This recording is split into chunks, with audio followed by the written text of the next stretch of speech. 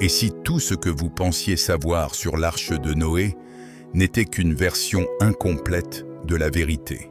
Depuis des siècles, cette histoire est racontée comme un simple récit religieux, presque enfantin. Un homme, un bateau, des animaux et un grand déluge. Mais derrière cette image se cache une réalité bien plus complexe, troublante et peut-être même dérangeante. Car une question revient sans cesse. Comment une arche en bois aurait-elle pu contenir autant d'animaux, survivre à un cataclysme mondial et préserver la vie sur Terre? Coïncidence? Mythe? Ou souvenir déformé d'un événement réel que l'humanité aurait tenté d'oublier? Des textes anciens, des découvertes archéologiques, des calculs scientifiques et des traditions venues des quatre coins du monde racontent tous une histoire étonnamment similaire. Un monde corrompu, une catastrophe globale, un homme choisi, un refuge, une renaissance. Aujourd'hui, nous allons aller bien plus loin que les versions simplifiées. Nous allons explorer comment l'arche de Noé aurait réellement fonctionné.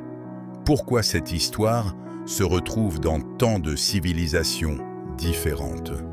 Et surtout, ce que cela pourrait signifier pour notre monde actuel. Restez bien jusqu'à la fin, car certaines révélations pourraient complètement changer votre vision de l'histoire humaine.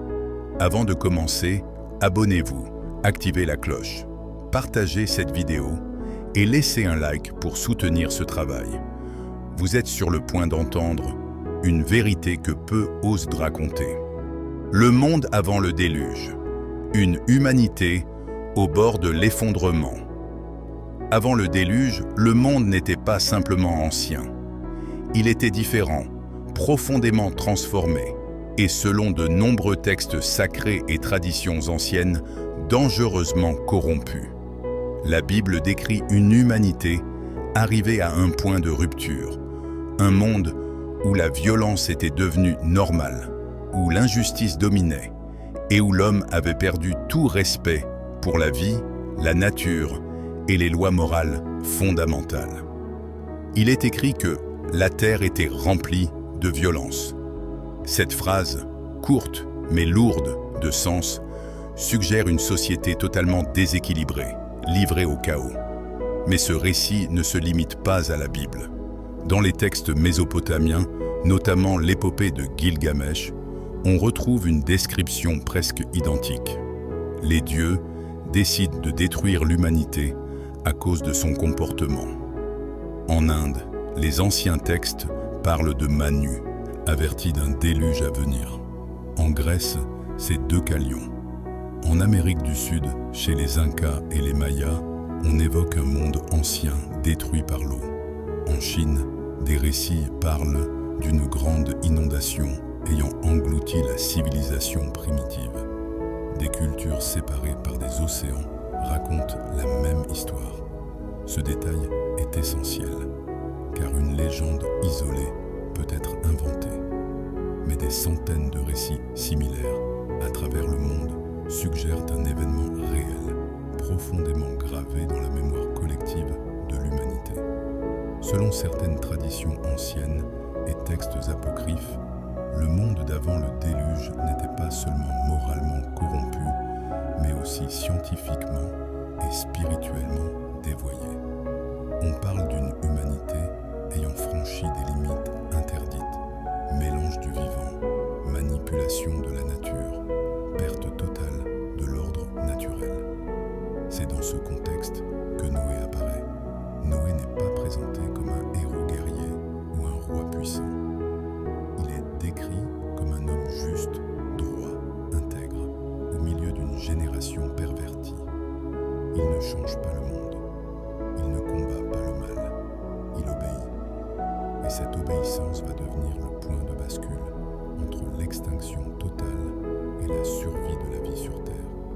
Noé reçoit alors un ordre précis, construire une arche, pas une ville, pas une armée, pas une tour, un refuge, un détail souvent oublié. Noé prêche pendant des décennies pendant la construction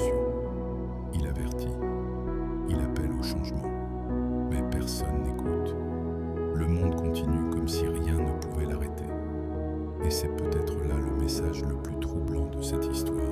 Le déluge n'arrive pas soudainement. Il arrive après un long refus d'écouter.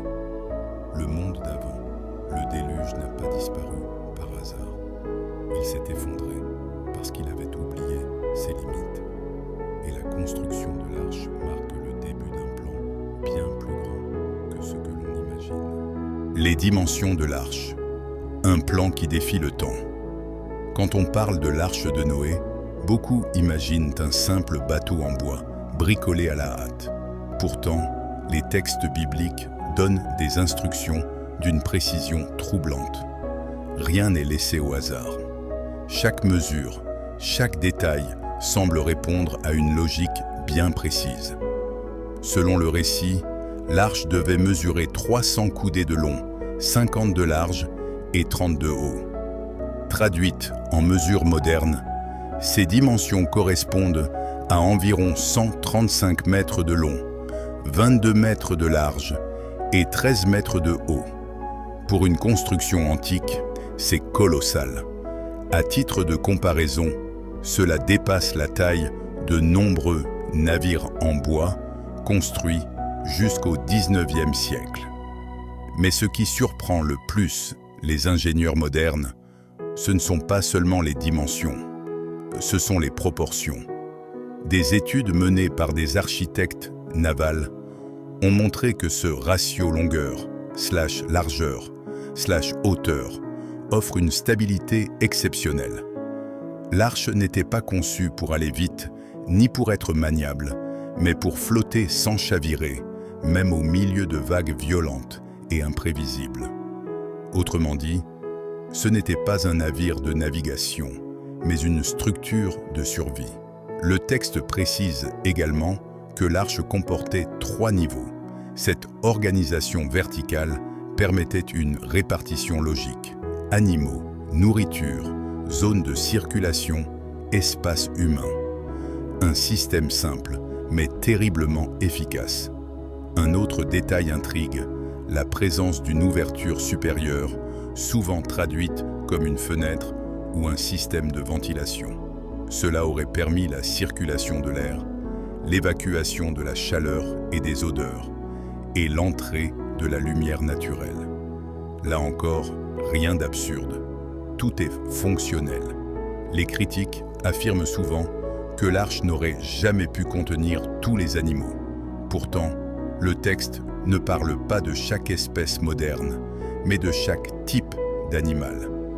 Cela réduit considérablement le nombre réel d'animaux à embarquer. De plus, il est logique de penser que des animaux jeunes, plus petits et plus faciles à gérer, ayant été choisis. Lorsque l'on additionne l'espace total de l'arche, on obtient l'équivalent de plusieurs centaines de wagons de train. Suffisant pour les animaux, la nourriture et la survie sur une longue période. Alors une question dérangeante se pose. Comment un homme ancien, sans technologie moderne, aurait-il pu concevoir une structure aussi optimisée? Soit ce récit est une invention incroyablement précise, soit Noé a reçu un savoir qui dépassait son époque. Et c'est ici que l'arche cesse d'être un simple symbole religieux. Elle devient un objet d'ingénierie, un projet réfléchi, pensé pour affronter l'impensable.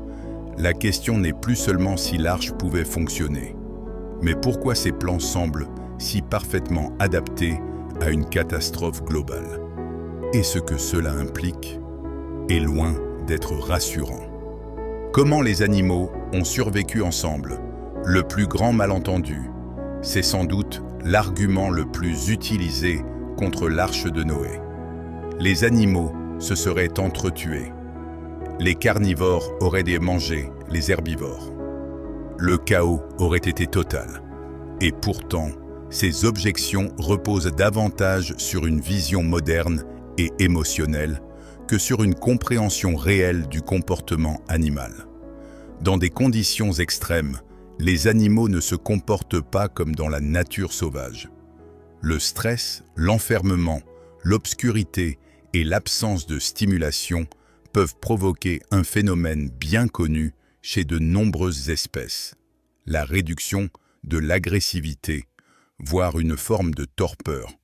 Beaucoup d'animaux, y compris des prédateurs, entrent naturellement en état de ralentissement métabolique lorsqu'ils sont privés de chasse, d'espace et de lumière.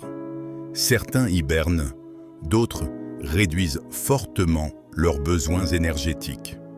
Dans un environnement stable, calme et répétitif, les conflits deviennent rares. L'Arche n'était pas un zoo, c'était un espace de confinement temporaire conçu pour la survie, pas pour le confort.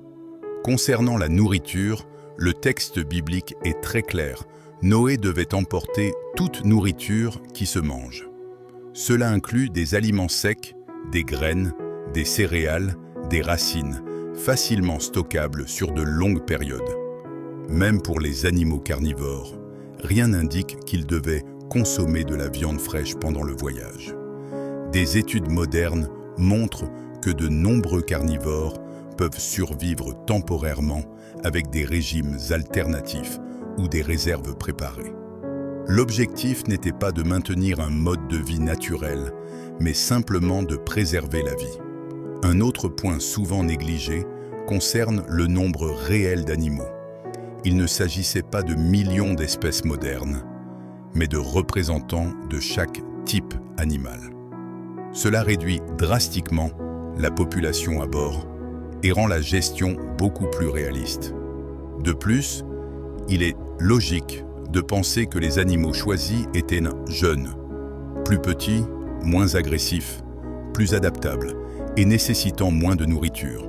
Cette stratégie est encore utilisée aujourd'hui dans les programmes de conservation animale. La gestion des déchets, souvent moquée, n'est pourtant pas insoluble. La structure verticale de l'Arche permettait d'utiliser la gravité, avec des systèmes simples d'évacuation ou de collecte. Rien de technologiquement avancé, mais rien d'impossible non plus. Ce qui frappe, lorsque l'on analyse ces éléments, c'est que chaque problème supposé possède une solution simple et logique. Pas de magie excessive. Pas de chaos incontrôlé. Comment les animaux ont survécu ensemble? Le plus grand malentendu, c'est sans doute l'argument le plus utilisé contre l'Arche de Noé. Les animaux se seraient entretués. Les carnivores auraient mangé les herbivores.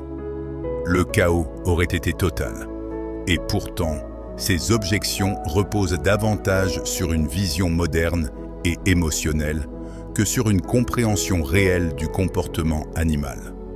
Dans des conditions extrêmes, les animaux ne se comportent pas comme dans la nature sauvage. Le stress, l'enfermement, l'obscurité et l'absence de stimulation peuvent provoquer un phénomène bien connu chez de nombreuses espèces, la réduction de l'agressivité, voire une forme de torpeur. Beaucoup d'animaux, y compris des prédateurs, entrent naturellement en état de ralentissement métabolique lorsqu'ils sont privés de chasse, d'espace et de lumière. Certains hibernent, d'autres réduisent fortement leurs besoins énergétiques. Dans un environnement stable, calme et répétitif, les conflits deviennent rares. L'Arche n'était pas un zoo, c'était un espace de confinement temporaire conçu pour la survie, pas pour le confort. Concernant la nourriture, le texte biblique est très clair. Noé devait emporter toute nourriture qui se mange. Cela inclut des aliments secs, des graines, des céréales, des racines, facilement stockables sur de longues périodes. Même pour les animaux carnivores, rien n'indique qu'ils devaient consommer de la viande fraîche pendant le voyage. Des études modernes montrent que de nombreux carnivores peuvent survivre temporairement avec des régimes alternatifs ou des réserves préparées.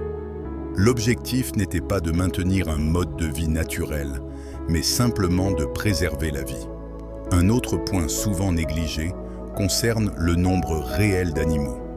Il ne s'agissait pas de millions d'espèces modernes, mais de représentants de chaque type animal. Cela réduit drastiquement la population à bord et rend la gestion beaucoup plus réaliste. De plus, il est logique de penser que les animaux choisis étaient jeunes, plus petits, moins agressifs, plus adaptables et nécessitant moins de nourriture. Cette stratégie est encore utilisée aujourd'hui dans les programmes de conservation animale. La gestion des déchets, souvent moquée, n'est pourtant pas insoluble. La structure verticale de l'arche permettait d'utiliser la gravité, avec des systèmes simples d'évacuation ou de collecte. Rien de technologiquement avancé, mais rien d'impossible non plus. Ce qui frappe, lorsque l'on analyse ces éléments, c'est que chaque problème supposé possède une solution simple et logique. Pas de magie excessive. Pas de chaos incontrôlé. Le déluge.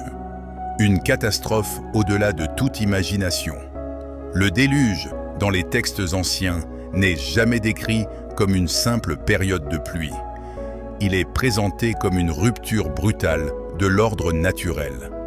Un événement si violent qu'il a marqué la mémoire collective de l'humanité pour des millénaires. La Bible utilise une expression particulièrement troublante. Les sources du grand abîme jaillirent et les écluses du ciel s'ouvrirent. Cette phrase suggère deux phénomènes simultanés. Une eau venant du ciel et une eau surgissant de la terre elle-même.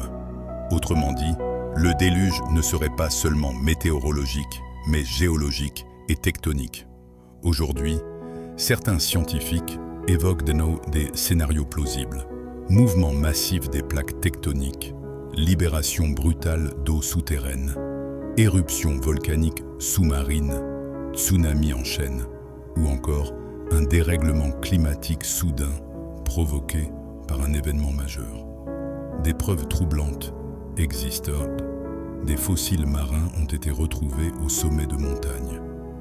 Des couches sédimentaires massives indiquent des dépôts rapides, incompatibles avec des processus lents. Des régions entières portent les marques d'inondations gigantesques, difficiles à expliquer par de simples crues locales. Mais le plus troublant reste la cohérence des récits anciens.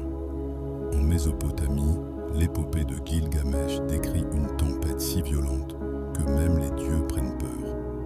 En Chine, les légendes parlent d'une inondation mondiale nécessitant des générations pour être maîtrisée. Chez les peuples amérindiens, on évoque un monde englouti par les Huil'hu, suivi d'une renaissance. Encore et encore, le même schéma apparaît. Certains chercheurs suggèrent que le déluge pourrait correspondre à la fin de la dernière ère glaciaire, lorsque la montée rapide des eaux a englouti des régions habitées. D'autres évoquent l'hypothèse de la mer Noire, qui aurait connu une inondation catastrophique en quelques semaines seulement. Alors, le déluge était-il mondial ou régional? La question reste débattue. Mais pour les survivants de l'époque, la distinction n'avait aucune importance. Lorsque tout ce que vous connaissez disparaît sous les eaux, l'événement devient, pour vous, la fin du monde. Pendant ce chaos, l'arche ne navigue pas. Elle dérive. Elle flotte au-dessus d'un monde détruit, sans gouvernail, sans destination, livrée aux forces de la nature. Et pourtant, elle tient, elle résiste, elle accomplit exactement ce pourquoi elle a été conçue. Ce n'est pas la puissance de l'homme qui sauve la vie, c'est l'anticipation, la préparation, l'obéissance à un avertissement ignoré par tous les autres. Le déluge n'est pas seulement un récit de destruction, c'est un avertissement gravé dans l'histoire humaine. Quand la nature reprend ses droits, aucune civilisation, aussi avancée soit-elle, n'est à l'abri. Et lorsque les eaux commencent enfin à se retirer, une nouvelle question se pose. Quel monde va émerger après la catastrophe? C'est là que commence la dernière étape du récit. Après le déluge, la renaissance d'un monde brisé. Lorsque les eaux commencent enfin à se retirer, Le monde que Noé connaissait n'existe plus. Les paysages ont changé. Les repères ont disparu. La Terre porte désormais les cicatrices d'une catastrophe sans précédent. L'arche s'immobilise finalement sur une terre encore humide, instable, silencieuse. Le silence après le chaos. Un silence lourd, presque irréel. Ce n'est pas une victoire, c'est une survie. Les textes anciens décrivent un monde profondément transformé. Le climat n'est plus le même. Les saisons apparaissent clairement. Les conditions de vie deviennent plus rudes. Et surtout, un détail frappant retient l'attention. La durée de vie humaine diminue brutalement après le déluge. Avant, les hommes vivaient plusieurs centaines d'années. Après, cette longévité chute progressivement. Pourquoi? Certains avancent un changement environnemental majeur. Atmosphère modifiée, rayonnement solaire plus intense, ressources différentes. D'autres y voient une transformation symbolique. L'humanité n'est plus dans l'innocence originelle. Elle est entrée dans une nouvelle ère, plus dure, plus fragile. Noé sort de l'arche avec sa famille et les animaux survivants. Et le premier geste qu'il accomplit n'est pas de bâtir une ville, ni de proclamer sa victoire. Il marque un nouveau commencement. Un engagement est alors établi, une alliance, une promesse que la destruction totale par les eaux ne se reproduira plus. Le symbole de cette alliance est connu dans le monde entier, l'arc-en-ciel. Mais cette promesse n'est pas un permis d'oubli, car le déluge laisse un message clair. Lorsque l'humanité dépasse certaines limites, elle s'expose à des conséquences irréversibles. La catastrophe n'efface pas le mal par magie. Elle offre simplement une seconde chance. Les civilisations qui émergent après le déluge semblent toutes porter la mémoire diffuse de cet événement. On retrouve les mêmes peurs, les mêmes avertissements, les mêmes récits fondateurs, comme si l'humanité, inconsciemment, refusait d'oublier ce qui s'est passé. Les hommes reconstruisent, ils explorent, ils fondent de nouvelles sociétés. Mais très vite, une tentation réapparaît. L'orgueil, la volonté de s'élever toujours plus haut, de dominer, de contrôler. Et l'histoire recommence. C'est peut-être là le sens le plus profond de l'arche de Noé. Ce n'est pas seulement une histoire du passé. C'est un miroir tendu à chaque génération. La question n'est pas de savoir si le déluge a eu lieu exactement comme décrit. La vraie question est, avons-nous appris quelque chose? Car chaque époque croit être différente. Chaque civilisation se pense invincible.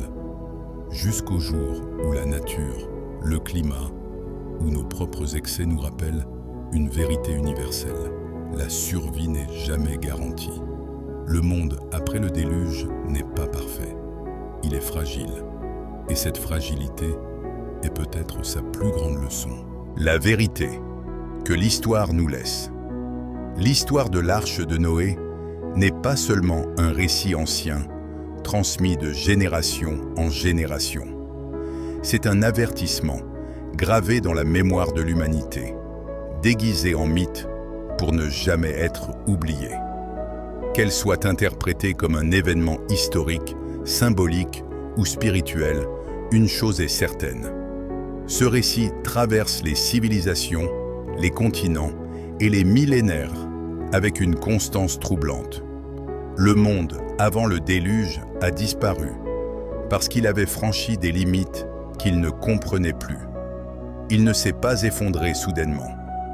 Il s'est effondré lentement, dans l'indifférence, l'orgueil et le refus d'écouter les avertissements.